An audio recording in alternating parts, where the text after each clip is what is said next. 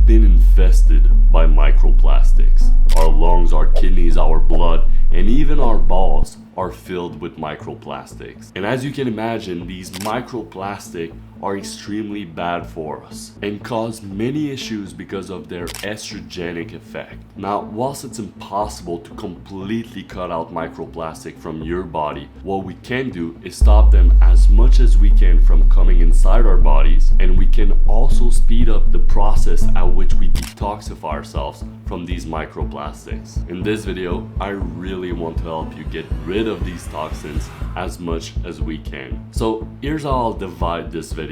First, I'll begin by explaining the effects of these microplastics on your body. Then I'll share ways you are infesting yourself with these microplastics and how to stop. And finally, we'll go over how to speed up the process at which you detoxify yourself from these toxins. So let's begin. Microplastics basically have two effects: a physical effect and a chemical effect. Basically, when you accumulate microplastic, that could be anywhere in your body, the microplastic will cause cellular damage. They can induce oxidative stress and inflammation, and therefore they will cause physical irritation. Now, honestly, that doesn't sound like too big of a deal until you realize that the physical effect is nowhere as dangerous as the chemical effect. In fact, microplastics often carry toxic chemicals. I'm sure you'll have heard some of them, but BPA, phthalates, and heavy metals. But not only do they carry these toxic chemicals,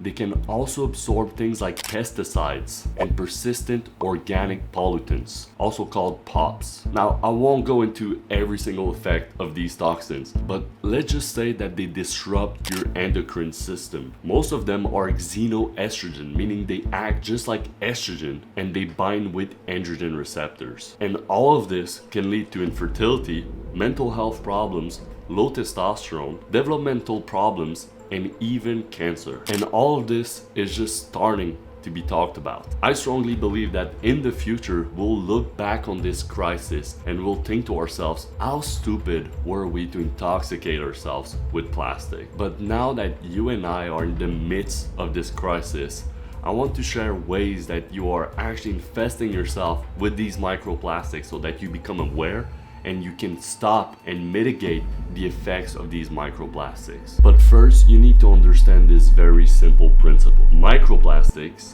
are extremely small and they can basically leak from any part of your body.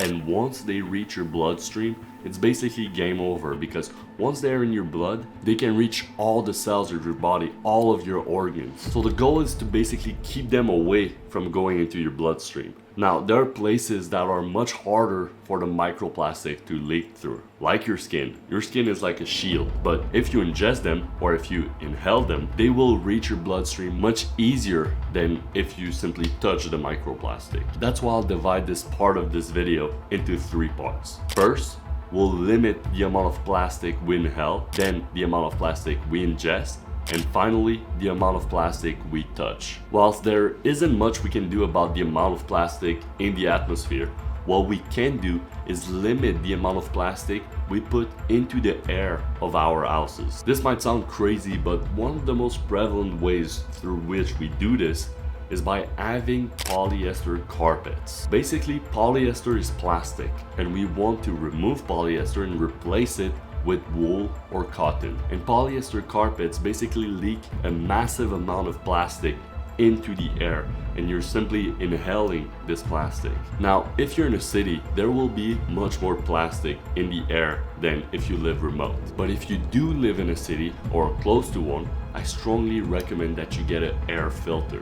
Now, make sure that your air filter has a HEPA filter, or something that's even better than that, because these filters can reduce the amount of plastic in the air. But one filter that we all have is our nose. Basically, our nose is full of little hairs, and these hairs act just like filters. And basically, when you breathe through your nose, you filter out much more microplastic than when you breathe through your mouth. Now, this basically means that you need to stop being a mouth breather if you are one and try to breathe as much as you can from your nose. Now, whilst that is said that we inhale a credit card worth of microplastic weekly, I believe that the plastic that actually reaches our bloodstream comes from the plastic we ingest. You must make sure that you're not using a plastic cutting board.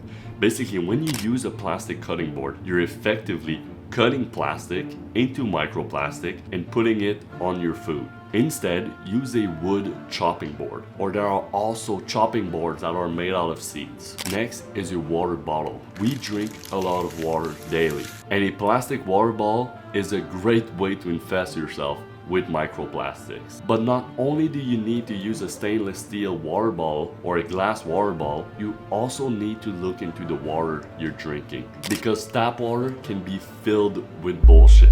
Now, if you live in Europe, I think it is much better than in Canada. But since I live in Canada, my water is filled with bullshit. So I was forced to buy a reverse osmosis water filter. That can be extremely expensive, but extremely effective. So if your budget does not allow for a reverse osmosis water filter, a RO filter, look into a charcoal filter. These are like 20 bucks, 50 bucks. There's a great company called Brita. I used their filter for a while, but when I had the money, I switched to a reverse osmosis water filter that cost me $600. Next is your food containers. Replace your plastic food containers by glass food containers that can go into the microwave, because especially when you heat up the food, the plastic is so much more prone to leak inside the food when it is heated up. That's why you should never, but never heat up some food that is touching plastic. Now, I do know that it's extremely hard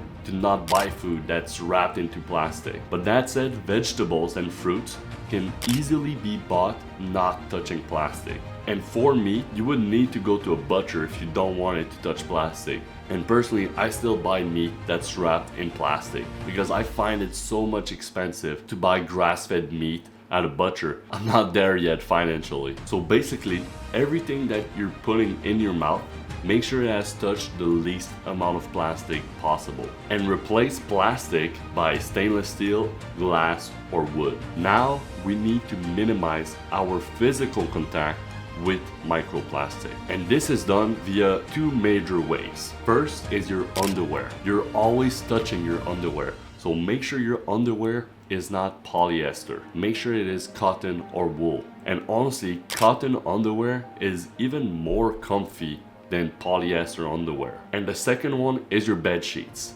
You're sleeping on your bed sheets for like a third of the day. So you need to make sure that they're not made out of polyester.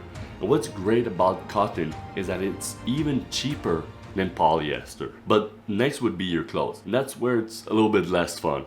You know the nice little sportswear, the one that feels extremely light? It's always made out of polyester, which honestly kind of sucks because I like those shirts. But yet, now I only buy clothes that are fully 100% made out of cotton. Like this shirt I'm currently wearing, it is 100% made out of cotton. Because the issue with polyester is that it will infest yourself with microplastic, but even worse, it contains a lot of BPA and phthalates, which are the estrogenics we're really trying to avoid. And finally, all the products that you put on your skin, make sure that it is as organic and natural as it can be. I'm talking about deodorant, soap, shampoo, skincare. And personally, I know you're gonna find that maybe a little bit gross, but I just don't use those anymore. I don't use that much soap. I don't use any shampoo. I don't have a skincare. All I do is I wash myself intensely with water. That's it. Nothing else. I don't smell bad, but I also don't smell like roses. I removed products one by one and it served me well. That said, maybe you're not at that stage. Maybe you're not willing to be a caveman like I am. But now that we're stopping ourselves as much as possible from intaking plastic, let's speed up the process at which we detoxify ourselves from this plastic. There are basically two ways. The first one is to improve your gut health. Basically, when you ingest plastic, it is gonna go in your gut. But what we want to make sure is that your gut does not absorb that microplastic, because that's when it's going to reach your bloodstream. And for your gut to not absorb the microplastic, you need to have a healthy gut. You basically don't want to have a leaky gut. And to improve gut health, you simply need to eat healthy and a balanced diet. And the second way at which we can speed up the process of detoxifying ourselves from plastic is by sweating, but by sweating a lot. This basically means going into saunas, bathing in the sun, or having extremely intense workout where you sweat a lot, because you'll basically be sweating off the nanoplastics. Now, this was a lot of information to intake.